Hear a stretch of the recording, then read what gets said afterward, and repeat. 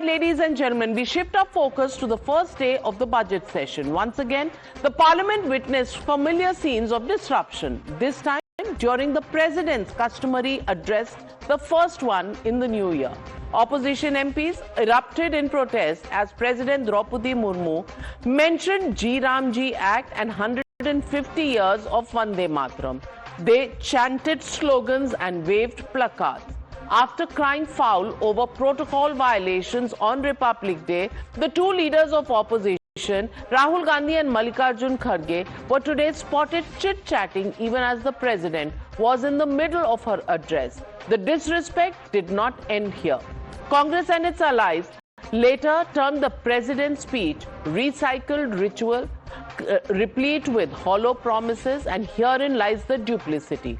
The same parties from Karnataka to Tamil Nadu and Kerala want their respective governors to read their addresses in full in the assembly, but will leave no opportunity to interject and undermine the president's speech. Please look at these scenes on your own. बीता वर्ष भारत के तेज विकास और विरासत के उत्सव के रूप में इस समय वंदे मातरम के 150 वर्ष होने पर पूरे देश में समारोह आयोजित हुआ। माननीय सदस्यगण, ग्रामीण क्षेत्र में रोजगार और विकास के लिए विकसित भारत जी राम जी कानून बनाया गया है।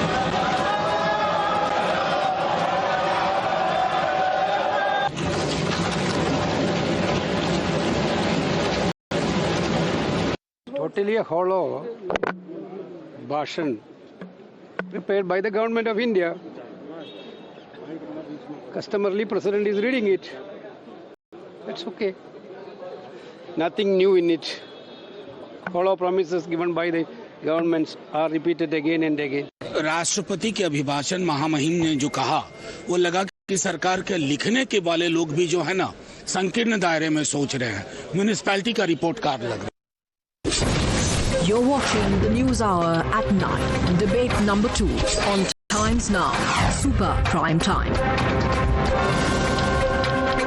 Joining the debate, Pradeep Bhandari, national spokesperson of the BJP. Also joining me with Deepak Reddy is Ashwini Kumar Mishra, Congress leader. Vivek Srivastava continues to be with us. And Ashwini Kumar Mishra, I want to ask you, how can anybody insult the president in the manner that was done today on the floor of the House when she was reading out her address? After all, isn't this what you want in the opposition rule states the governors to do? You're up in arms in Karnataka, in Tamil Nadu, in Kerala, but when it comes to the president reading the speech, you don't leave any stone unturned. So why should there be any expectation that things will be different in assemblies?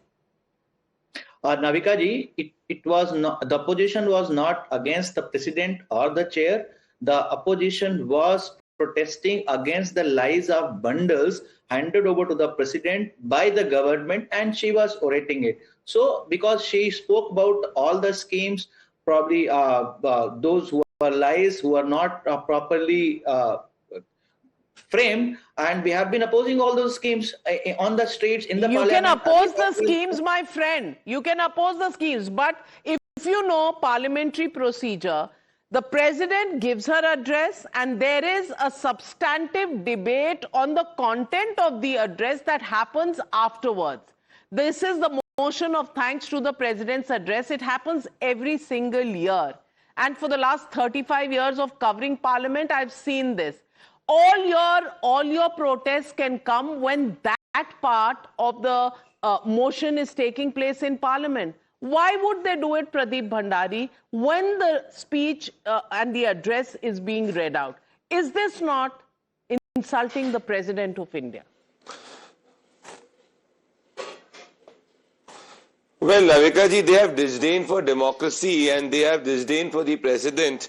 And if you recall how in the past the members of the Gandhi Vadra family have called the Honorable President terms like poor lady and Rashtrapatni and somebody from evil philosophy. And there is a pattern to it. I will show you another video if you recall when the Gandhi Vadra family was up in arms that why is there no discussion on Manipur and the Honorable Prime Minister was speaking. Here is the leader of opposition who instructed his members to go on the floor and disrupt the speech. So whether it is Rahul Gandhi who's busy on his phone when the might of the BrahMos is seen on Kartavya Path, or whether it is Rahul Gandhi in the past who in fact was busy gossiping when the Honorable President was speaking, his pattern is clear that he takes the Indian democracy very, very insincerely and his own position as the leader of opposition sincerely. And this is not for the first time. Even when the Congress party was in power, recall a leader called Amin Khan.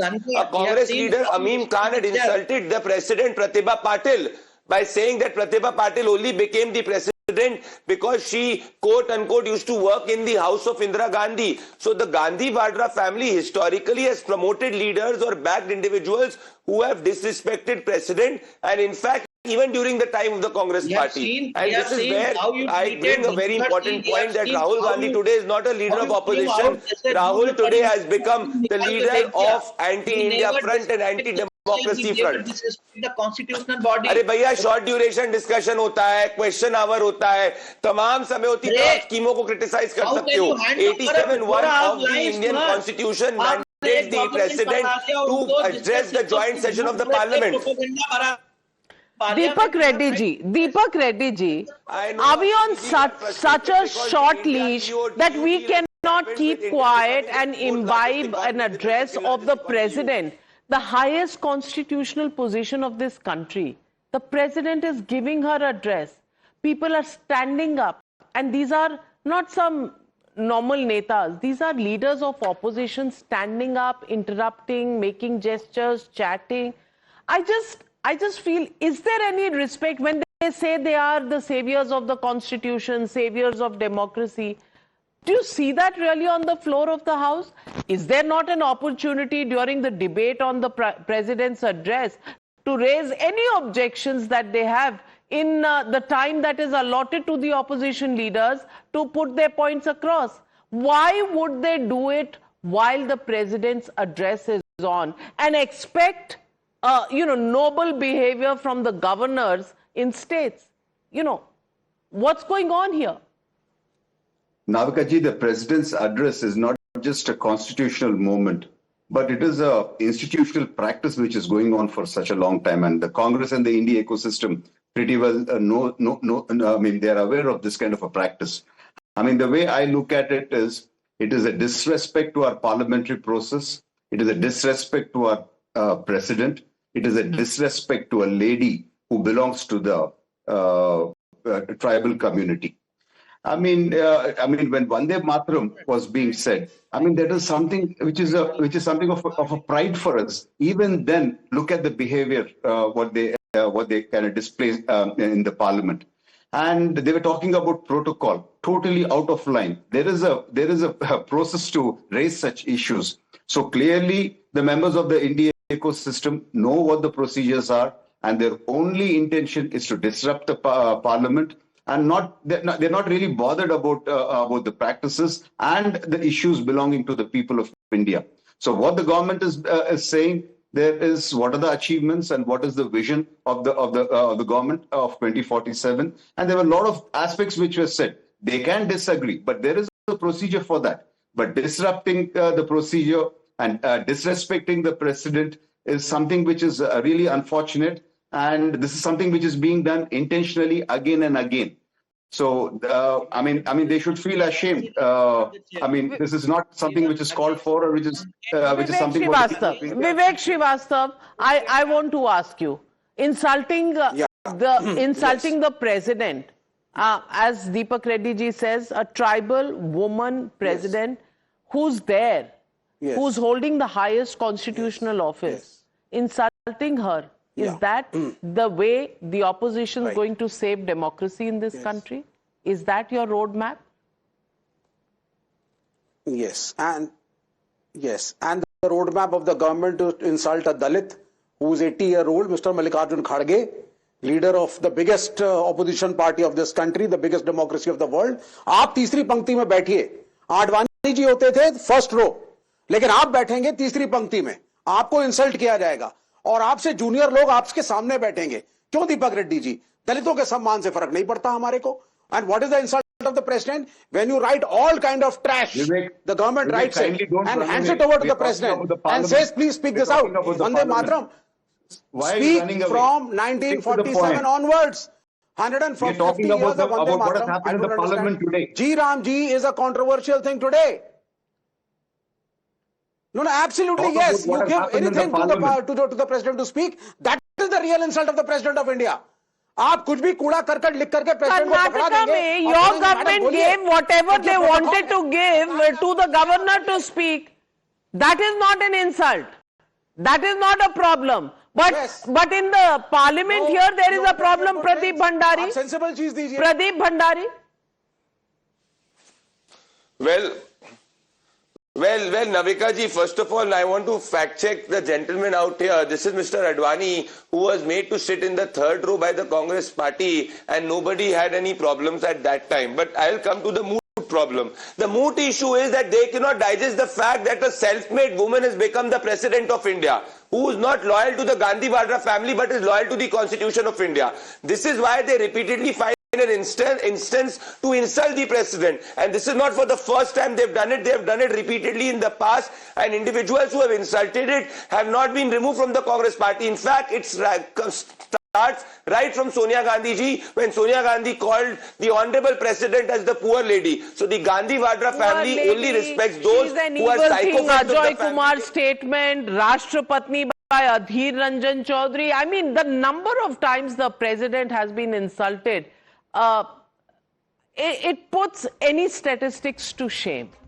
And if this is the roadmap to actually protect the constitution, to protect democracy in India, I really don't know who's going to believe the opposition when they behave in this manner.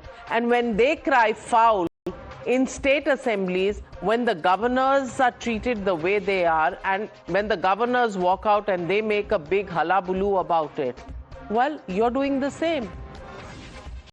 How is there any difference in behavior? So why cry foul in states and not behave in the manner you should in parliament? That's the question we're asking on the News Hour tonight.